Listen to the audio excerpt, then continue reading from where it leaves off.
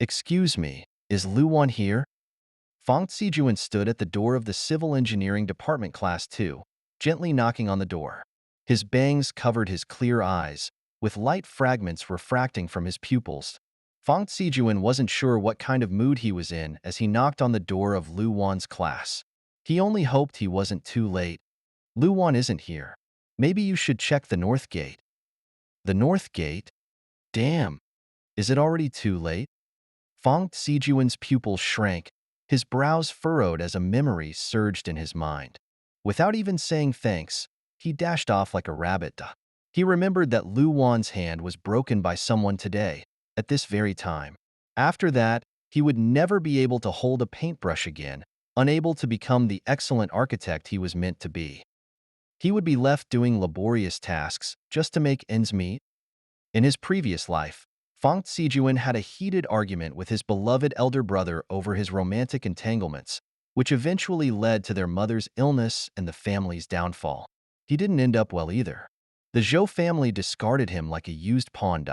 At the brink of despair, it was Lu Wan who took him in. By then, Lu Wan lived alone.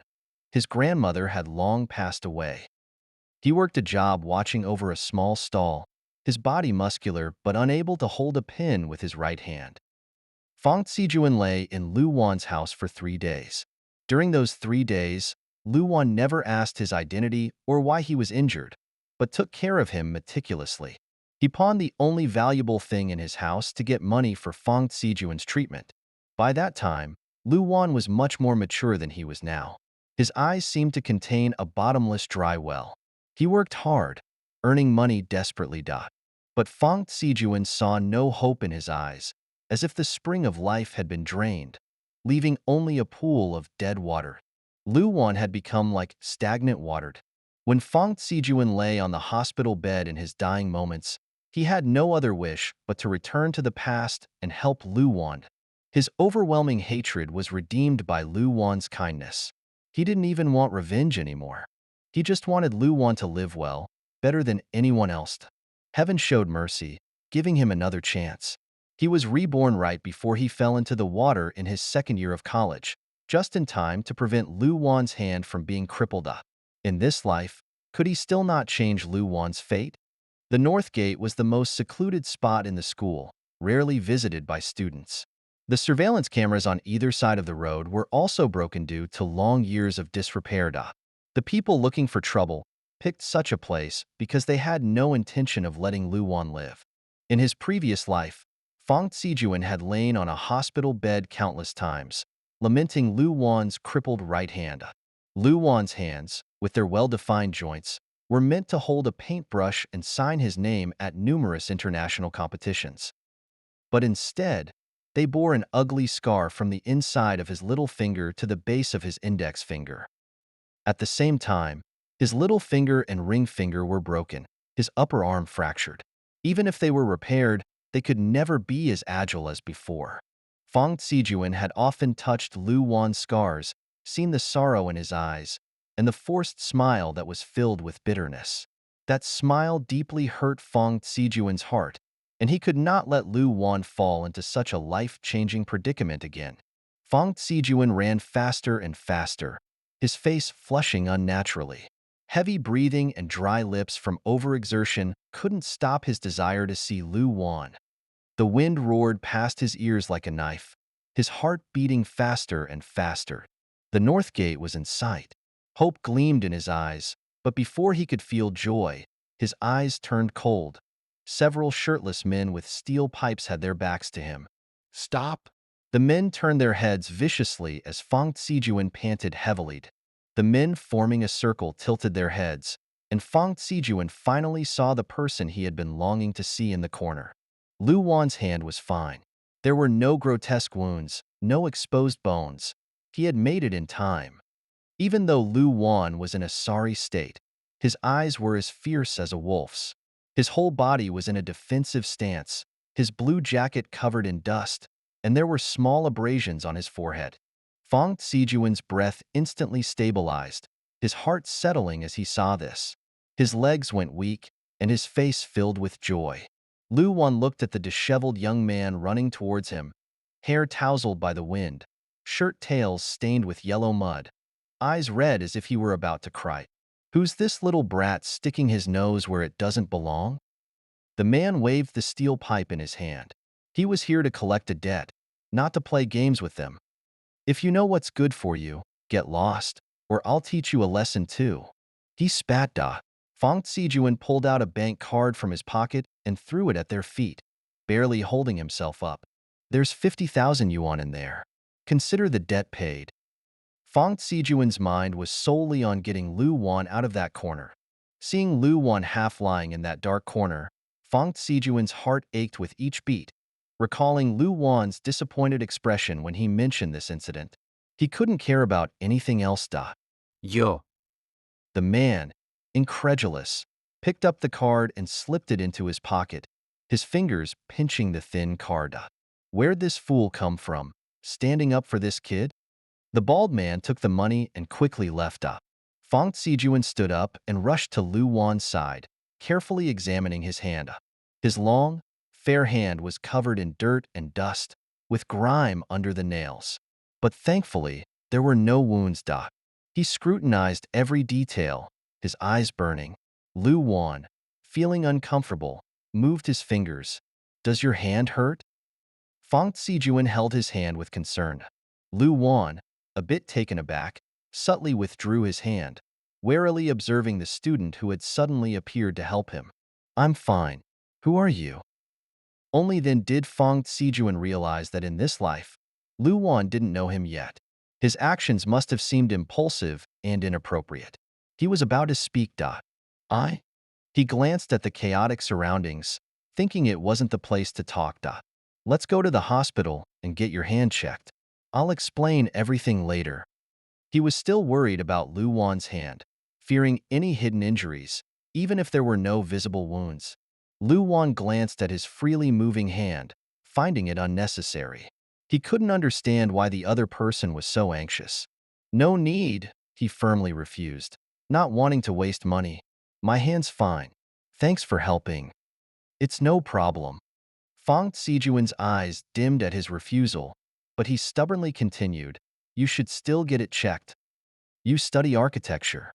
If something happens to your hand, you won't be able to draw for the rest of your life." Memories of Lu once sitting by his bed, lamenting his ruined right hand, flashed in his mind. This time, he would do anything to keep Lu Wan's hand intact. "How do you know I study architecture?" Lu Wan's suspicions grew. The boy who appeared out of nowhere seemed to know a lot about him. Could he be another debt collector? With this thought, Lu Wan's eyes showed a hint of wariness, and he moved back a few steps, distancing himself from Fong Zijuan. Fong Zijuan quickly explained the cover story he had prepared. "I'm the vice president of the student union. I'm here to learn more about your family situation to process your scholarship application." This was something Lu Wan cared about, his only way to get a significant amount of money. His part-time job earnings were insufficient to solve his current problems or ensure his continued education. Applying for a scholarship was his only lifeline. "When will my scholarship be approved?" Upon hearing this, Lu Wan's tense expression relaxed. He felt there was no reason for the other boy to lie about this. "You'll find out after we get your hand checked. Once the results are clear, we can discuss it." Fong Zijuan didn't answer directly, holding his hand firmly and leading him towards the hospital. 02. Fong Zijuan called a taxi, which sped towards the hospital. Lu Wan tried to pull his hand free several times, but couldn't shake off Fong Zijuan's grip. Fong Zijuan's hand felt like it was glued to his, holding on tightly. Though Fong Zijuan's fingers were long, fair, and well-defined, they were cold to the touch, with a cold sweat in his palm. Who knew what he was thinking? Lu Wan studied Fong Zijuan's profile. There was no other emotion on his face, just urgency, with his brows furrowed tightly and eyes fixed on the road ahead. Feeling Fong Zijuan's grip tightening, Lu Wan reminded him, "Can you not hold so tightly?" "Huh." Fong Zijuan, lost in his thoughts, responded softly, realizing he was nearly crushing Lu Wan's fingers. He loosened his grip, his face flushing. "Sorry, I didn't mean to." He was just too nervous, afraid something might be wrong with Lu Wan's hand. Driver, please hurry. My friend's hand is very important. The taxi sped down the road, but Fong Zijuan still felt it was too slow, urging the driver to go faster. Young man, this is already fast. The driver said leisurely. Your friend's hand isn't even broken or swollen. What's there to worry about? You don't understand. Fong Zijuan squeezed Lu Wan's knuckles, unable to explain his inner worry, urging the driver to go faster. Just speed up, please. I'm really worried. The driver said no more, accelerating to the limit. At the hospital, Fong Zijuan led the way to his brother Fong Hanqing's office. Brother, check his hand for injuries. Do every test you can. Fong Hanqing looked up in disbelief at his brother's request. His cold face showed confusion as he looked Fong Zijuan over, worried something had happened to him. Brother, why are you staring at me?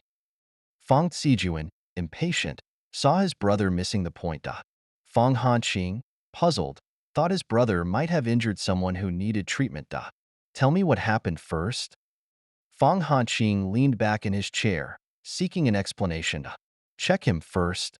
Without further ado, Fong Zijuan pushed Lu Wan towards his brother. Almost pleading, he said, Brother, please check his hand thoroughly. Make sure there's no hidden injury. Even Lu Wan, standing before the doctor, understood his concern.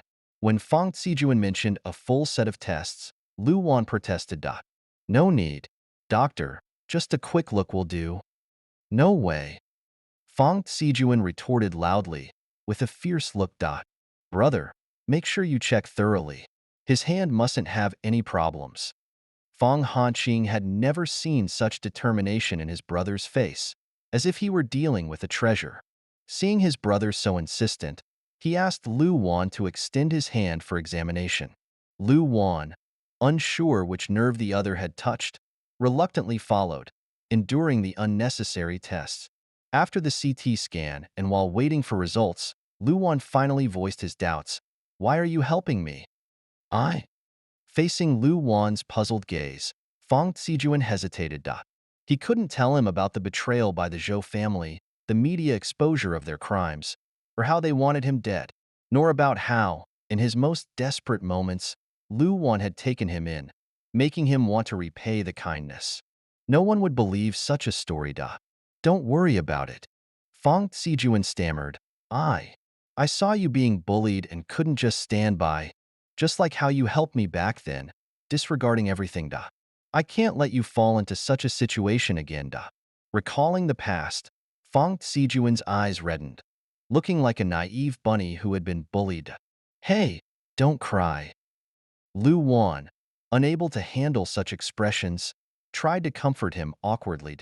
I didn't mean anything by it, just wanted to know why you helped me. Most people at school avoid me.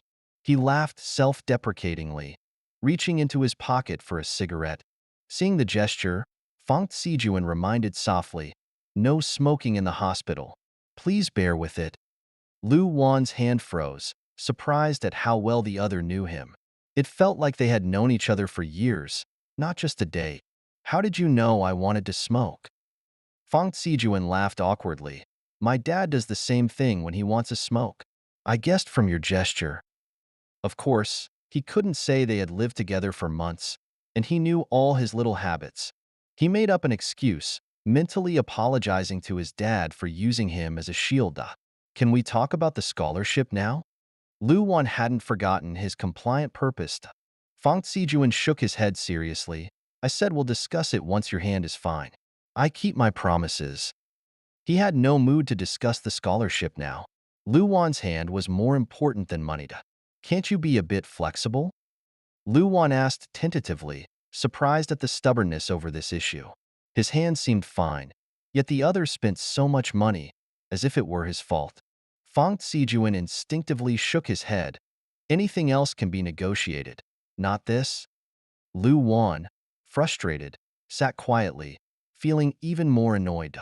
Fong Zijuan, seeing his dark expression, wondered if he had been too harsh. He considered apologizing to ease the tension. Lu Wan, your results. Before Fong Zijuan could apologize, The doctor arrived with the results. Lu Wan, more eager than Fang Zijuan, grabbed them and rushed to the consultation room. Don't be so hasty. Fang Zijuan followed closely, shouting, "Slow down, don't trip."